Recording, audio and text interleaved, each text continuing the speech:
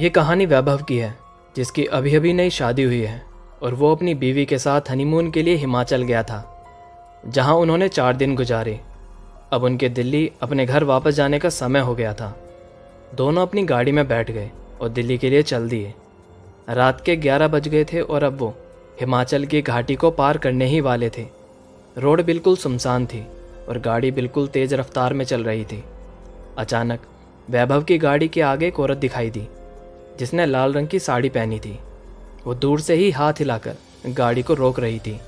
उसको देखकर वैभव की बीवी ने उसे गाड़ी रोकने से मना कर दिया, क्योंकि उसको डर था कि ये कोई लूटपाट करने की चाल हो सकती है। लेकिन वो औरत गाड़ी के सामने आ गई, जिससे वैभव को गाड़ी रोकनी पड़ी। वो औरत ज़ोर ज़ोर से दरवाजे को पीटने लगी।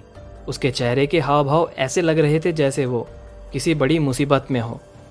वैभव की बीवी ने उसे गाड़ी का दरवाज़ा खोलने से मना कर दिया। उसने कहा कि ये कोई चाल हो सकती है, हमें बाहर नहीं जाना चाहिए। पर वैभव ने बोला कि अगर सच में ये किसी मुसीबत में हुई और उसे हमारी ज़रूरत हुई तो, क्योंकि उसे देखकर वो एक अच्छे घर की लग रही है। ये बोलते ही वैभव गाड़ी का दरवाज़ा खोलकर बाहर चला गया। वो औरत घबराते हुए बोली, प्लीज़ मेरी मदद करो। वैभव ने बोला कि क्या हुआ? उस औरत ने कहा कि मेरी गाड़ी नीचे खाई में गिरकर एक पेड़ से अटक गई है और उसमें मेरी छोटी सी बच्ची फंसी हुई है। प्लीज़ आप उसे बाहर निकाल दो। ये सुनते ही वैभव की बीवी भी बाहर आ गई और तीनों खाई की ओर भागे।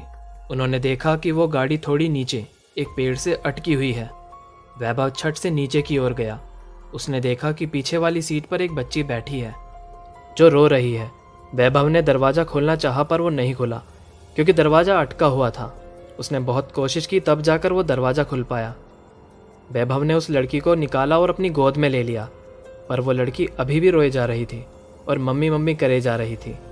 तभी वैभव की नज़र आगे वाली ड्राइविंग सीट पर गई, जहां उसे कोई बैठे हुए दिखा।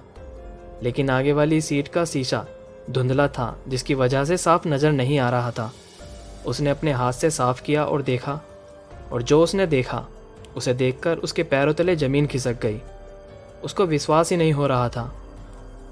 उसने देखा कि आगे वाली सीट पर कोई और नहीं बल्कि उस बच्ची की माँ थी, जो मदद के लिए वैभव को बुला रही थी।